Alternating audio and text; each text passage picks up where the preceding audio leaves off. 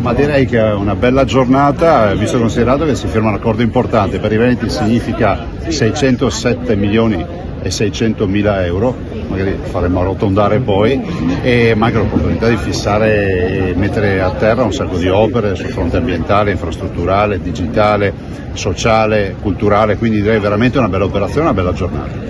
Qual è secondo lei la parte su cui lei ha spinto maggiormente?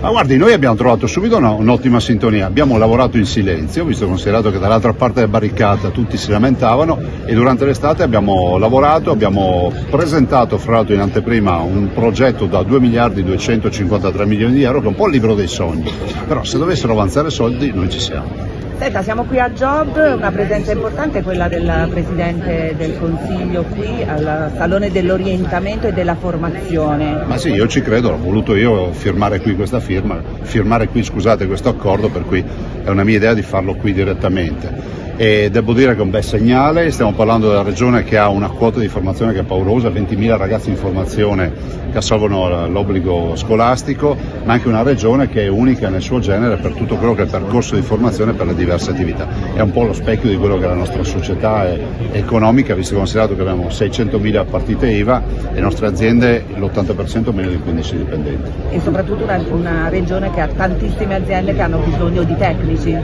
Decisamente sì, ma i nostri centri di formazione li sfornano questi tecnici, nel senso che vedrete dei ragazzi che presentano anche le loro produzioni di altissima qualità e di altissima maestria, prova ne sia che a scuola si impara.